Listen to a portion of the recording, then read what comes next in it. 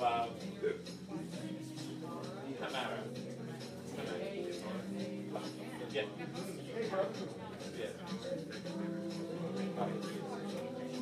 We've been going to the ACIM for about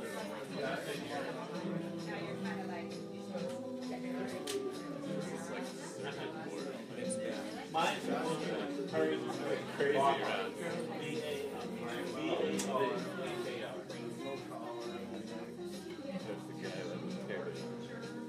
Oh yeah, she was one of the guys.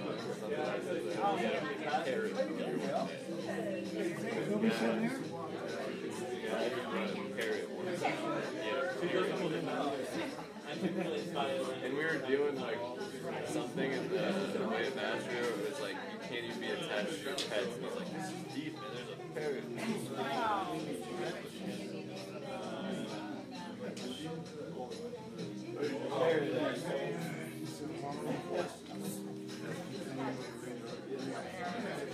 Oh, you do? Yeah. There's a picture of her. My wife.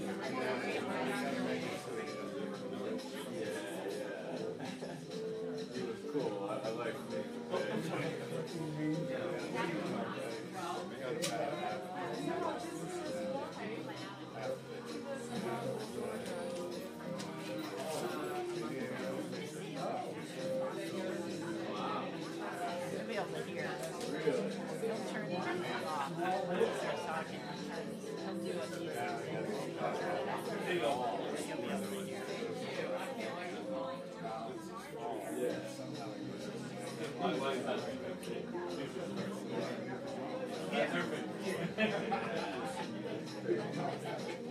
All right.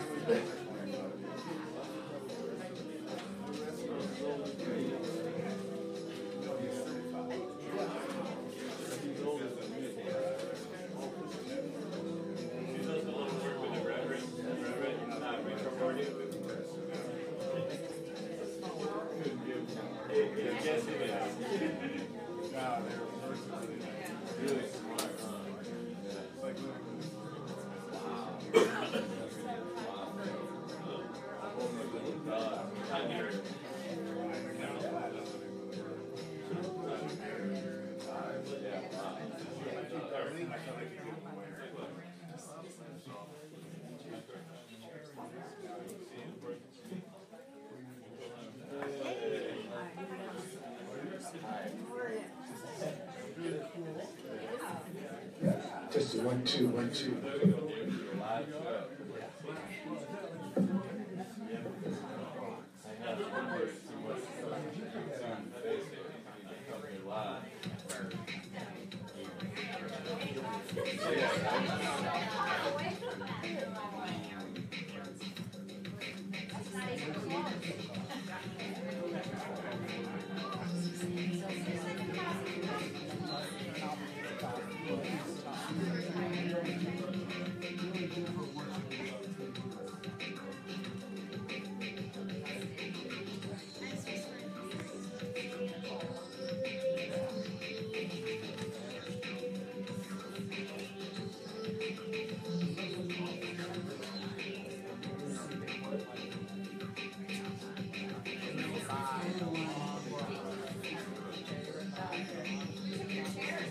Could we acknowledge ourselves, Holy Spirit?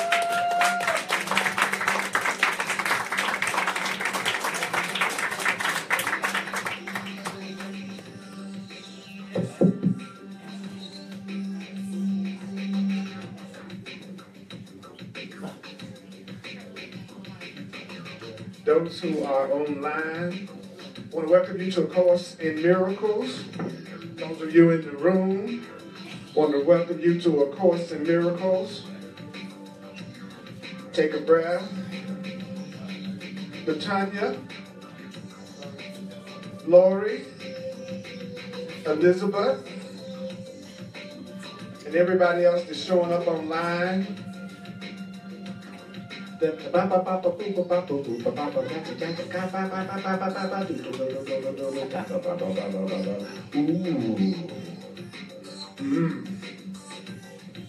Remember, you need not believe the ideas, especially if you're here for the first time. You need not believe the ideas. You need not believe the ideas. You need not even welcome the ideas. You need not even welcome the ideas. Some of the ideas you will find hard to believe. Some of the ideas you will find hard to believe. And some of the ideas you are going to find may startle you. You are not asked to analyze the ideas at all. Their use will give the ideas meaning to you and show you that the ideas are true. So, Spirit, show us that the ideas are true. Spirit, show me that the ideas are true. Funky spiritual God. Funky spiritual God. Would you show us that the ideas are true, that love is true, that freedom is true, that forgiveness and abundance is true, that joy and fun and peace are true. So, Spirit, show us that the ideas are true. Show us that the ideas are true. In A Course in Miracles, show us that the ideas. Now take a look around. Look at these cute faces in this room. Oh, yeah. Uh-huh. Holy Spirit showed up. I'm going to do a few of the workbook lessons just to get myself warmed up and to get us warmed up.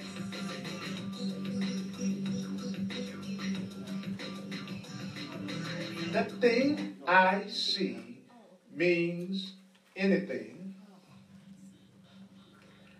I have given everything I see all the meaning that it has for me. You are giving everything you see right now all the meaning that it has for you. You are giving everything you see right now all the meaning that it has for you.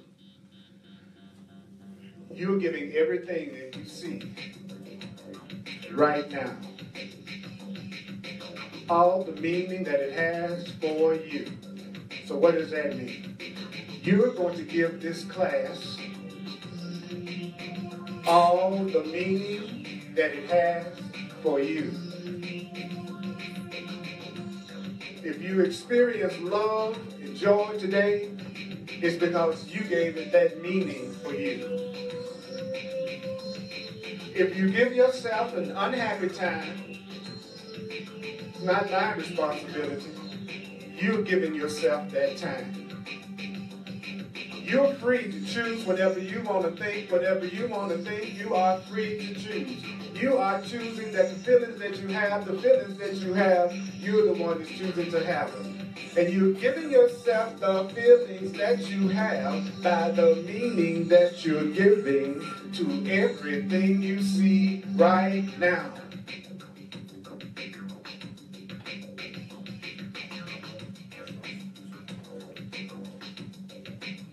Lesson 5. That's a good one. I think I've worked with that one for a minute. You are never upset upset for the reason you think. You are never upset for the reasons you think. I am never upset for the reason I think. I am never upset for the reason I think. And breathe.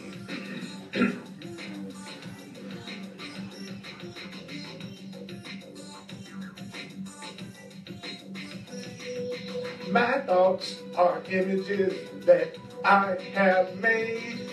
My thoughts are images that I have made.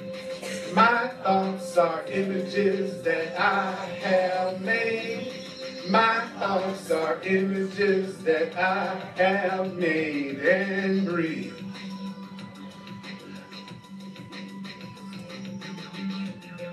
I'm looking for any moving heads.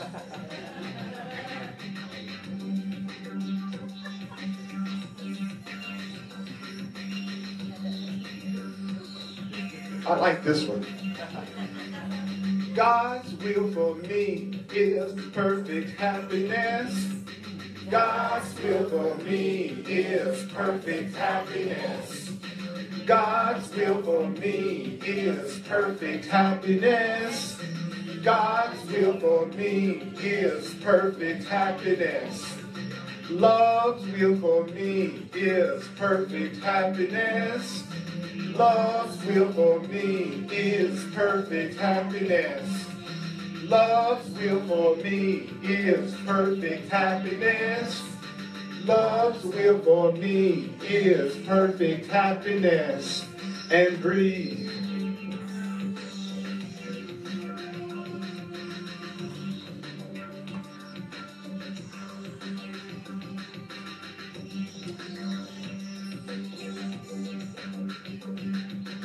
I have invented the world I see. I have invented the world I see. I have invented the world I see. I have invented the world I see. And breathe.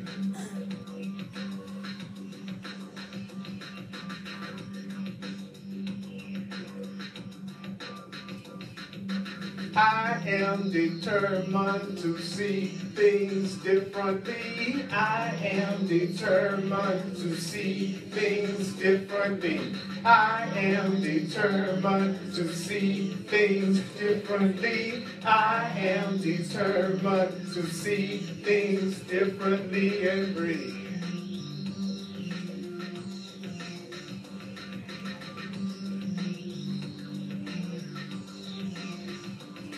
There is another way of looking at the world. There is another way of looking at the world. There is another way of looking at the world. There is another way of looking at the world. And breathe.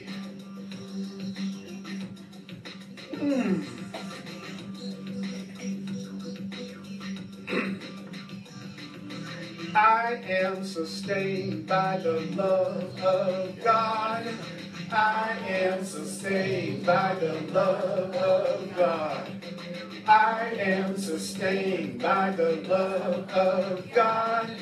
I am sustained by the love of God. And breathe. Now I'm going to tell you the truth about you. You are the light of the world. Give it up, y'all. Yes. Yes. Yes. I'm Earl Purdy, your cute chocolate black self. And I just want to welcome you to Chocolate Course. Today we're going to talk about a lesson in A Course in Miracles that's called I Will Not Value What's Valueless. We started on that last week, and I said I wanted to finish it up because it's such a powerful, meaningful teaching. So if you have the book, it's lesson 133. I will not value what is valueless. I will not value what is valueless. I will not value what is valueless.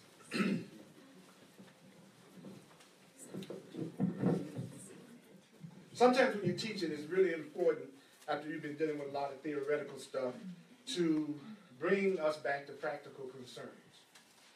And we're going to do that today. We're not going to talk about lofty world-encompassing ideas. We're going to dwell on benefits. We're going to talk about benefits. We're talking about benefits. You heard of Obamacare, we're doing miracle care. All right? You don't ask too much of life, you ask for far too little. You don't ask for too much, you ask for too little. You don't ask for too much, you ask for too little. What does that mean?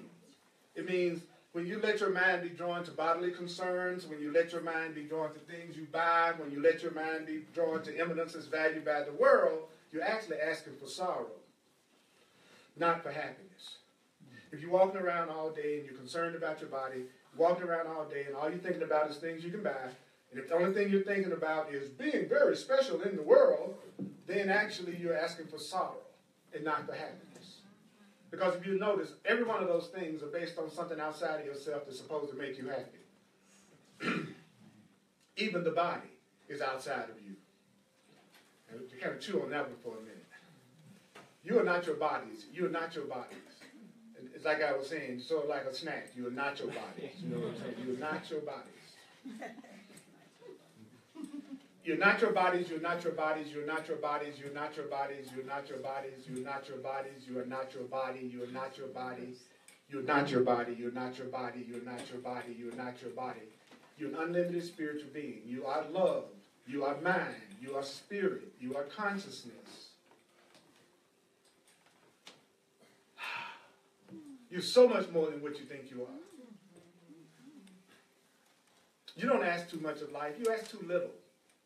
You're not asking too much. If you ask for a little bit, nothing happens. Have you noticed that? You know why? Because you already got a little bit.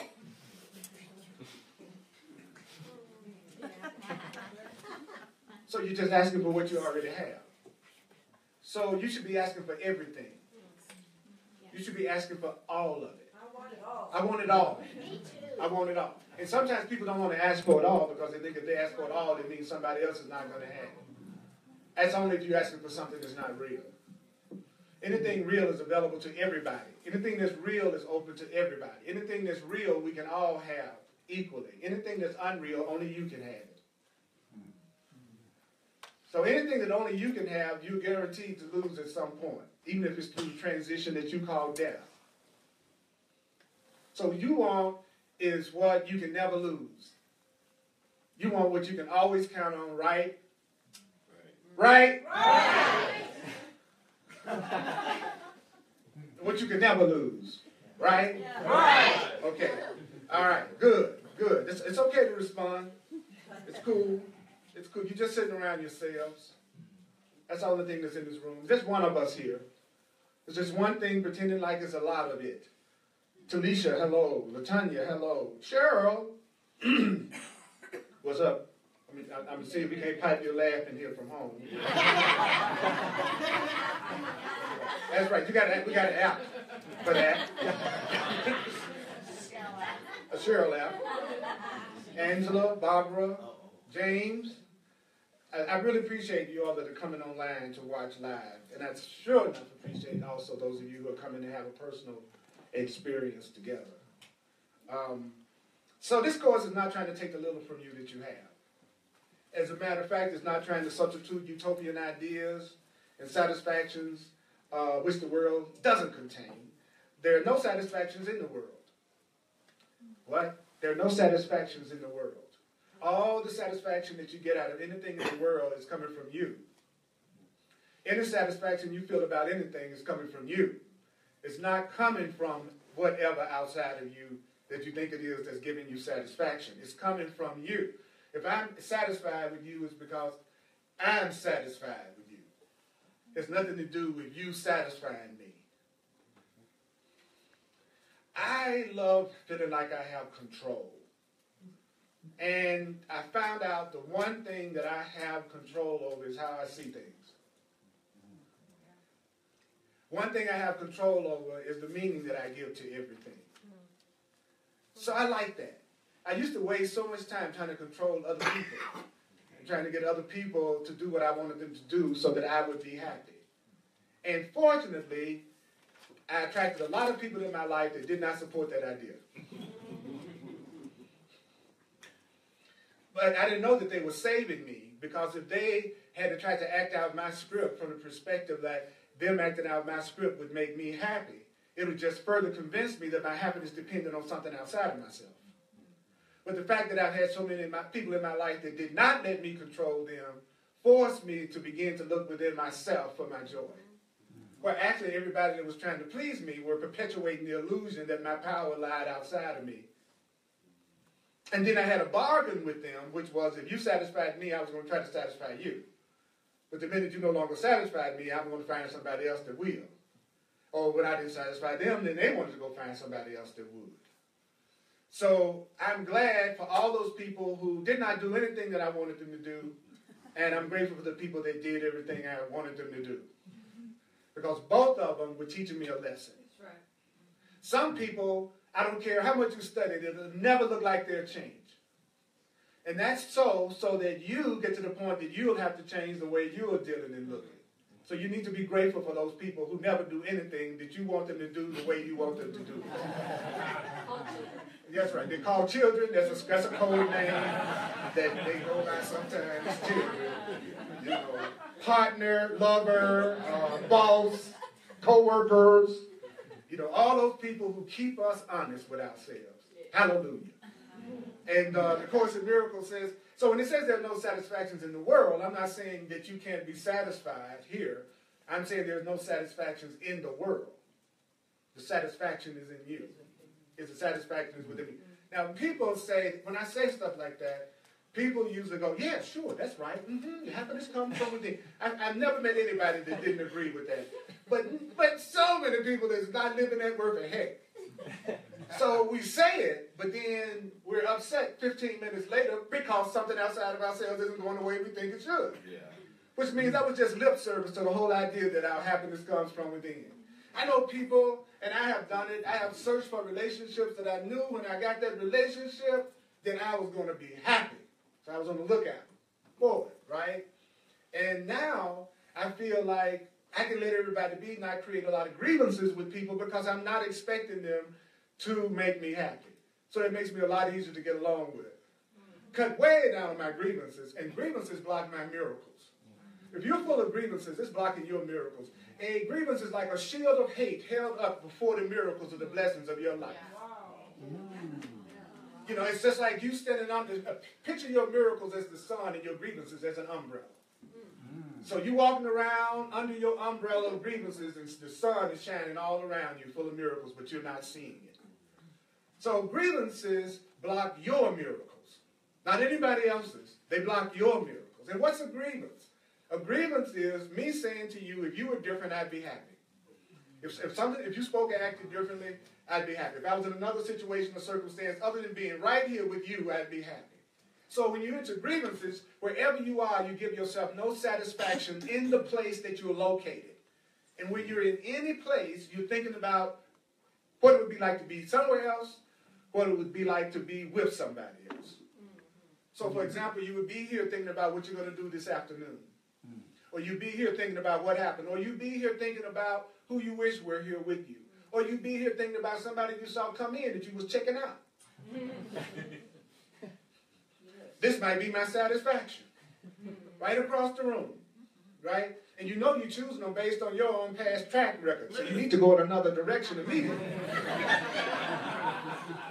You get to the point when you really wake up, as soon as you attract somebody, you go the other way. That'll be your clue to head in the opposite direction. Why? Because you're attracted to them. And you know your pattern. It's deep. It's deep. So we're going to list the things that you should test everything by that you want. If the things that you want don't meet these sound requirements, they're not worth desiring at all. Gosh. Okay. All right. All right. You ready? Okay. Okay. All right. And I said this last week. I'm going to repeat it right quick. The reason why these things are not worth desiring at all is because they're a replacement for something that could give you more. So the laws that govern choice you can't make. You don't make up the laws that govern choice no more than you can make the alternatives from which you choose. What does that mean? There are laws that govern choice, but there are only two things you're choosing between. Something that's real and something that's not. Notice how they said something that was good and something that was bad. I said you're always choosing for something that's real or something that's not. And what you're going to choose, and then the laws of what you've chosen, he says there you can't change those alternatives either. So what does that mean? Okay, so what you want to find out are what are the laws you set into motion every time you make a choice? What are the laws you set into motion every time you make a choice? Well, we've already stressed there's not but two. You're either choosing something that is real, something that is unreal, and also what you are asking for is either going to bring you everything or it's going to bring you nothing. So he says we've already stressed that there are but two alternatives. I don't care how many alternatives it looks like it is. There's just two. The range is set. How many? Two. We can't change the range. I love that. I can't change the range. You're either choosing love or you're choosing fear. You're either choosing unity or you're choosing separation. So it would be very ungenerous to you to let your alternatives be limitless. What? No, it's really not to your advantage to tell you at this level of consciousness where you think you're separate in a body that dies one day that you have unlimited alternatives. Because that would delay your final choice until you consider all the alternatives in time and have not been brought so clearly to the place where there is but one choice that must be made. So it saves time if you don't have a lot of alternatives. Because you won't live long enough to try unlimited alternatives. Yeah. You'll die before you try unlimited alternatives. So actually you save time. You know what I'm saying? If there was one person in the room that I could have the best connection with, it would save me time if I knew who that was. Yeah. Rather than for me to try everybody in here, and then everybody out there, and then everybody in Europe, and then everybody in Africa. I'd never know. I'd never have an experience. I died before I had a relationship with somebody that would really be cool. So think about that for a minute. So the Course in Miracles says, so let's take a look at it. He says, so we want to make one choice, actually. And the one choice that we're going to ultimately make is what? Love. The choice for love. We're going to make the choice for freedom, the choice for unity, the choice for love. All that's the same. The choice for abundance, the choice for health, the choice for happiness. They're all love. That's the choice we're going to ultimately make. So he says another kindly and related law is that there is no compromise in what your choice must bring. Your choice cannot give you just a little because there is no in between. So that means each choice that you make brings everything to you or nothing to you. So I got to make a choice. There are but two choices to choose between, and it's going to bring me all of it or none of it. Wow. So therefore, if you learn the test by which you can distinguish everything from nothing, if you learn the test by which you can distinguish everything from nothing, if you learn the test by which you can distinguish everything from nothing, guess what? You will make the better choice. All right, so first, here's the first thing. If you choose a thing that will not last forever, what you chose is valueless. If you choose something that will not be permanent, it is not truly valuable. If you choose something that you can't count on all the time, consistently, it's real, it's going to be there all the time, it's not truly valuable. Think about that for a minute. It says to us, a temporary value is without all value. So we're talking about real value. We're talking about a value we can depend on. I'm not saying you can't enjoy ice cream, but if you make your whole life dependent on ice cream, you know you're going to be disappointed because ice cream is temporary. So you better lick it while you can. That's right. That's right. That's right. See, if I'm eating ice cream and I realize it's temporary, then I won't be disappointed when the ice cream is gone. The pain is coming from me telling myself ice cream is permanent. Then I deceive myself. Then I get hurt when I'm enjoying ice cream. So remember, pain always comes from deceiving yourself. Pain always comes from fooling yourself. You hurt yourself in that relationship because you fooled yourself in that relationship. You thought something was real that wasn't. Why does money disappoint me? If I believe money is what's ultimately going to make me happy and my financial situation goes up and down, then my happiness is going to go up and down. Because I'm dependent on something that can be temporary to give me permanent happiness. What I should depend on and what's real are the laws of abundance. The laws of abundance I can depend on for the rest of my life. All that I give is given to myself. Giving and receiving is the same. I'm entitled to miracles. Abundance is my natural state. See, these ideas are valuable. The form that idea manifested itself in isn't, because it's temporary. Breathe. What's up, Sophia? Demola! Norma! Okay. Now, I love this. Time can never take away a value that is real. So, okay, I'll tell you, let's say you meet somebody and they were attracted to you because you had a 20-year-old body.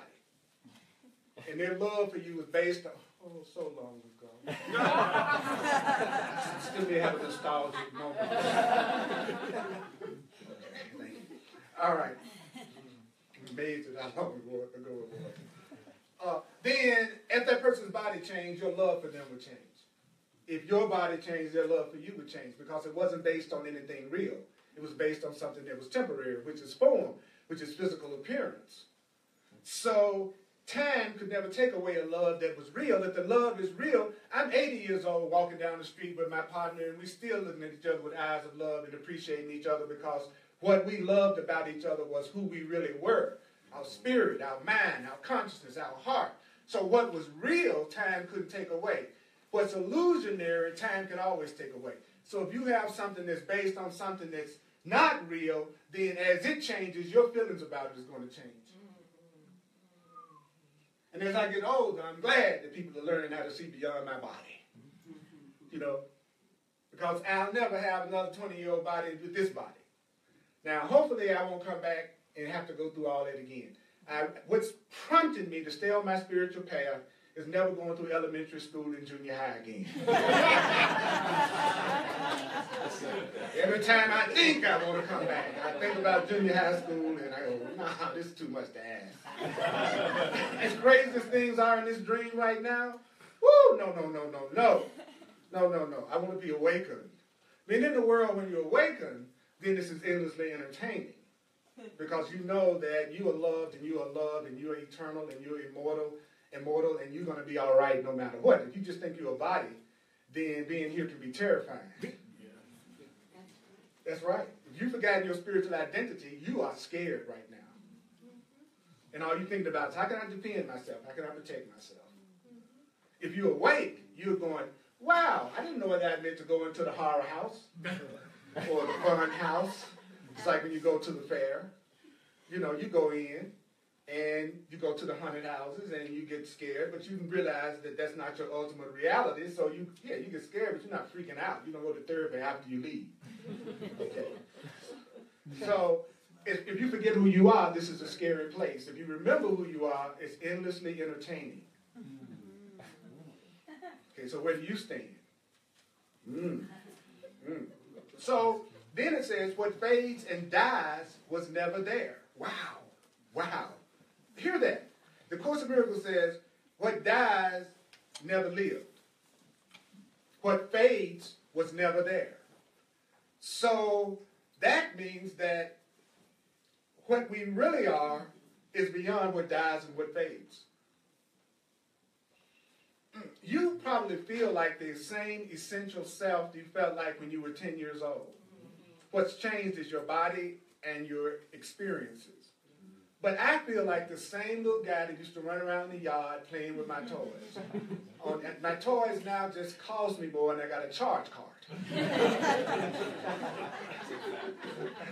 And now I play with real dolls.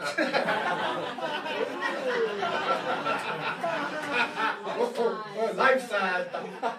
There's a website for that.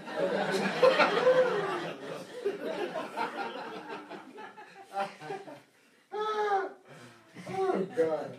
I'll tell you. Sometimes people say, he's just too sexual. I'm not going to live my life by your hang-ups. You hear what I just said? I'm not going to live my life according to your hang-ups. And don't you live your life according to somebody else's hang-ups. Let them do their work. It's not your job to change you because they got hang-ups. Besides, if you don't be yourself, you won't attract the people to you who love you for yourself. And those are going to be the ones you have fun with, not the ones who are saying you need to be different, but the ones that are saying, be more you. Yeah, yeah. The more you are you, the more I love you. There's some people, the more they talk to me, the more I get turned on, because what they're saying is so real and so stimulating and so meaningful and so powerful and so cool. Woo! Love is unlimited communication without fear. That's how you know when you really love somebody. You're not afraid to communicate anything to them. And you're not afraid you're going to be attacked because you did. Love is unlimited communication without fear. Give any relationship that test. And if you can honestly say that I don't have to have private thoughts with this person. I may choose to, but I don't have to. It would be okay for me to share whatever I really wanted to share without fear. Now you have a real relationship. If you're terrified, you don't. Now, that's why in most special relationships, people are afraid to communicate with their special partner every thought more than they are to their friends. Yeah. You tell your friends things you'll never tell your lover. But that's the relationship you're telling yourself is the real one. It's the one with your lover or your partner. And that's the one that you won't tell certain things because you're afraid of how they're going to react. You're afraid of losing them. That's what they say. What's real, you can never lose. You can find out whoever's real in your life in a week if you can handle that many people leaving. If you can handle that many people walking out of your experience, you can find out in 1 week who all your friends are and who are the ones that are not. But you already know that. That's why you don't share certain things with them. Because you already know. You already know. That's why you don't tell your partner what you really think. You already know. And so what's happening is, you don't want to lose that illusion of love that you have because you're afraid of being alone. So you keep the illusion going just so you won't be alone. Yeah. So if I'm afraid to talk to you, I'm not going to fool myself into saying love has reached the level that I'd love for it to reach with you yet. The people I'm around, I got to be on my P's and Q's about what I say. You know those friends that you have to think every time you get ready to say anything because you don't want to... If I find myself in a relationship like that, I'm not going to spend a lot of time with you. You know, fun. I like fun people. Don't you? Yeah. I like people when I'm around them, I feel lighter, not heavier. I don't want to walk away from you crawling and I came there jogging.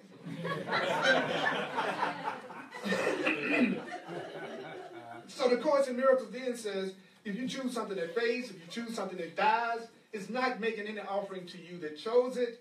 You are deceived by nothing in a form you think you like. You're being deceived by something which is really nothing, but it's in a form you think you like. If you think you look good and you go out with somebody, if you just don't talk, they'll think they had a cool time. Because they're being deceived by a form they think they like.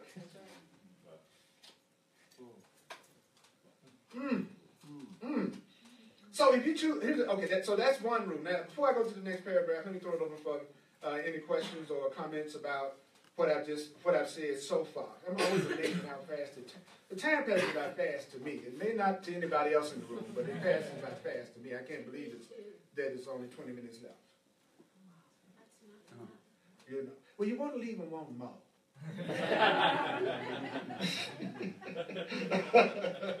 Yeah.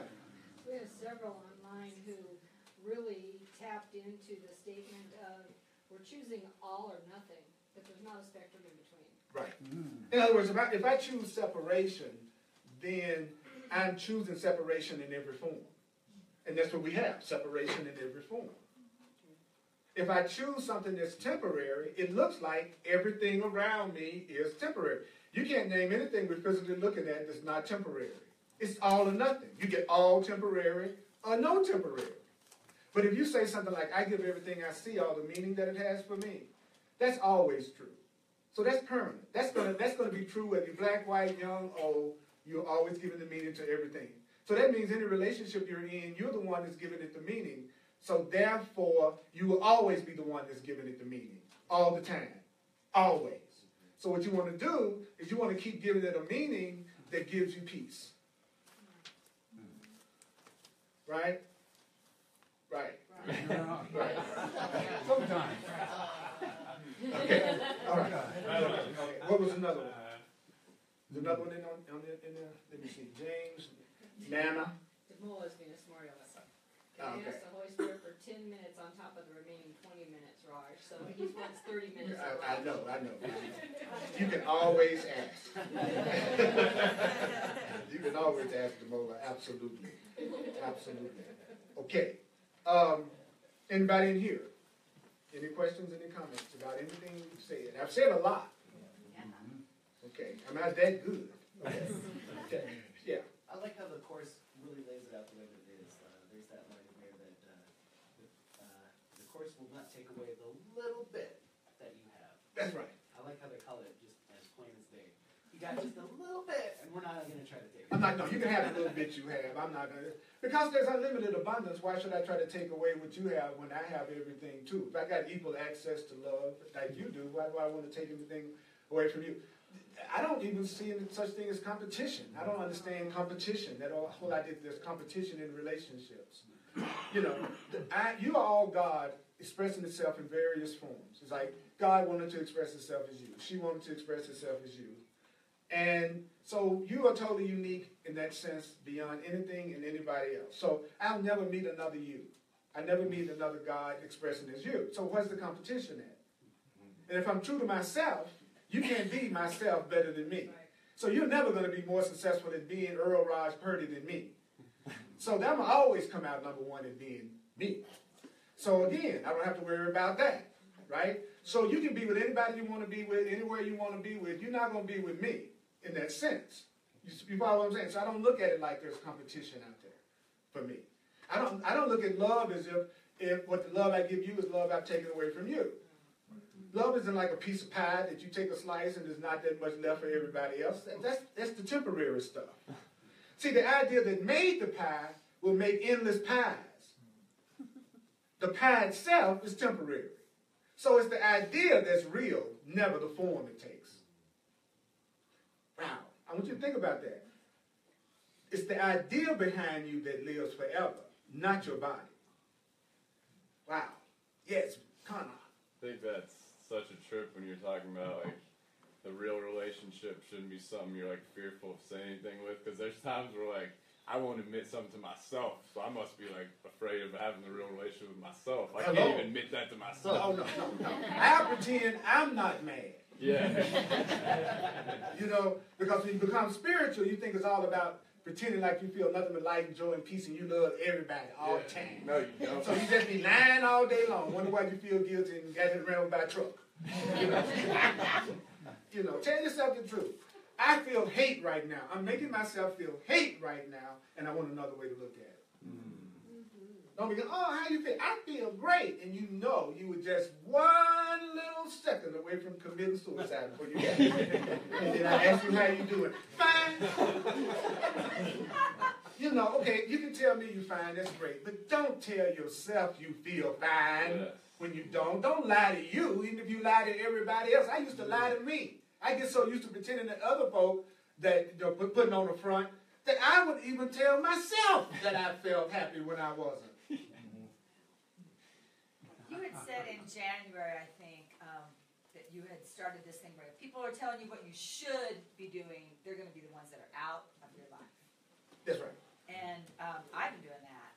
And I have found myself really looking around going, wow, a lot of people have been shitting on me for a long time. Yeah, you know, sure it happens, you know. And it's interesting because it's been challenging to let them go. It's been really hard to let go of people that I thought I loved. Well, if you think about it, if you think about it, at least what I noticed in my situation is I haven't really had to let that many people go.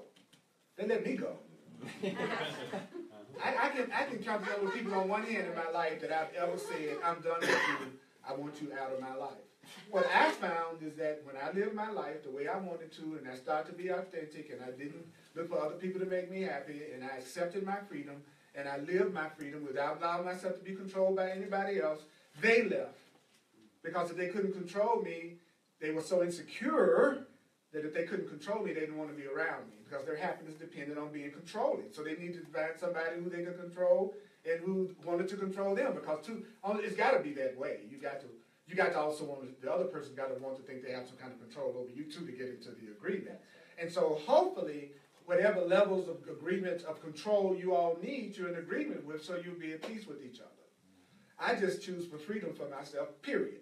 I'm not a complicated person. Earl Purdy is going to do whatever he wants to. Everybody clear? All right. And I don't live by your morals, and I don't live by your values, and I don't live by how you think I should be. I don't do anything by how I try to do it according to what the truth says, what love says, what spirit says. Not people who don't even know what it is. Hey. Yeah. Okay, so certainly, if you're not on a spiritual path and not really working on your own personal growth and taking responsibility for yourself, you even less would have any kind of control over anything I do. That would be like me letting my life be governed by somebody in the 5th grade. How successful you think my life is going to be?